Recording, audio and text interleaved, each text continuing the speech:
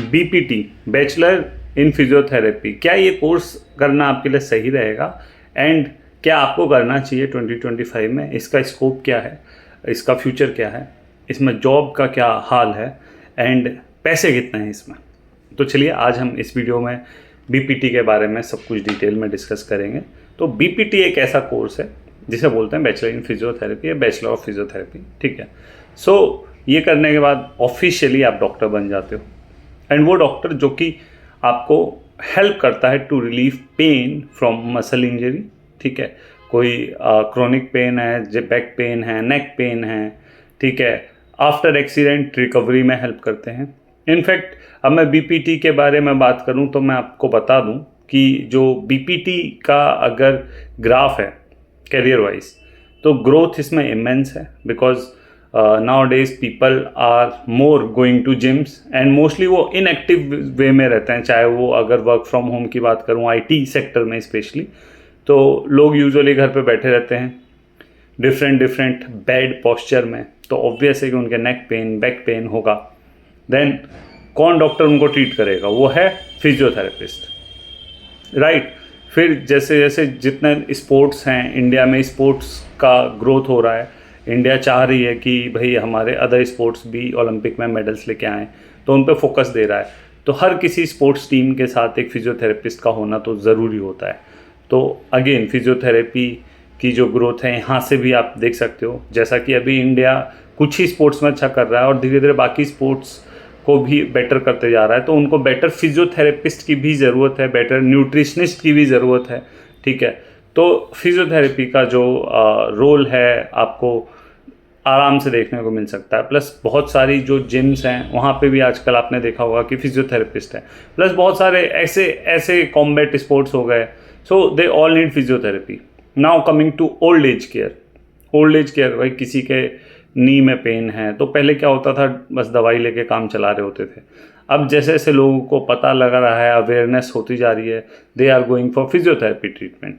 तो फिजियोथेरेपी का ग्रोथ तो बहुत ज़्यादा है। Now coming to the job, what salary to expect when you pass out from physiotherapy. तो देखो फिजियोथेरेपी में जो पास आउट होने के बाद है, आराम से आप 20 से 25 हज़ार रुपये की सैलरी एक्सपेक्ट कर सकते हो और जैसे जैसा एक्सपीरियंस बढ़ता है ये सैलरी ग्रो करती है।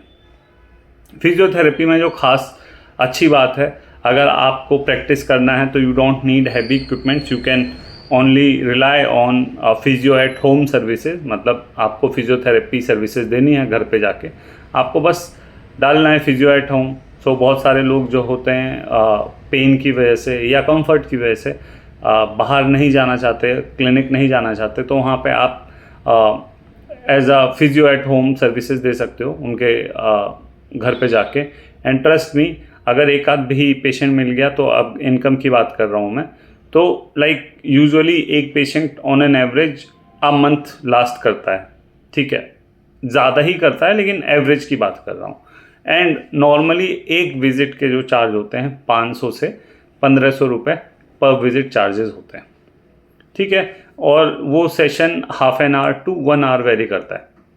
तो आप ये अंदाज़ा लगा लो कि 1000 रुपीज़ भी एक पेशेंट से आप ले रहे हो, ठीक है, और 30 डेज़ घर पे आके सर्विस दे रहे हो, तो 30,000 आपकी इनकम हो रही है ना। और ऐसे ऐसे अगर सिर्फ 4 पेशेंट ही आपके आ गए फर्स्ट मंथ में, तो आपके 1,20,000 रुपीज़ कहीं नहीं गए, ठीक है। प्लस इसके अलावा रेफरल्स हैं, क्लिनिक भी सेटअप कर सकते हो, रिहैब सेंटर खोल सकते हो, ठीक है, जहाँ पे लोग आएंगे थेरेपी लेंगे। एंड क्या होता है इसमें, जो सबसे मुझे जो प्लस पॉइंट लगता है फिजियोथेरेपी में, कि साइड इफ़ेक्ट्स तो बिल्कुल मिनिमम है। मतलब जैसे I am a dentist, I feel this way, like if you are treating a patient with tooth pain, ठीक है, उसको ट्रीट कर रहे हैं और उसके जो है दांत में दर्द नहीं जा रहा है, देन तुरंत वो स्विच कर देगा डॉक्टर। बट फिजियोथेरेपी में रिलीफ नहीं भी मिलता तो दे कैन ट्रस्ट कि अच्छा ठीक है और करा लेते हैं 1 महीने की एक्सरसाइज, एंड देन फिर कुछ और। But they don't usually blame physiotherapist for that कि नहीं रिलीफ नहीं मिला या गड़बड़ कर दी उसने।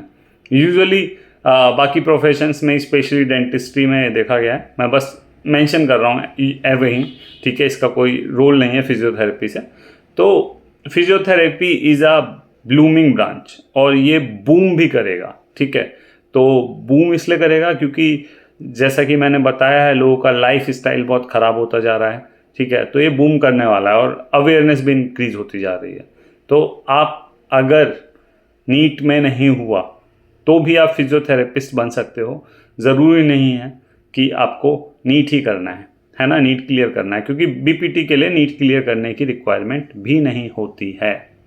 तो आई होप ये वीडियो आपके लिए हेल्पफुल रहा हो। ये वीडियो हेल्पफुल रहा हो तो प्लीज़ इस वीडियो को लाइक कीजिए और चैनल को सब्सक्राइब कीजिए। नमस्कार।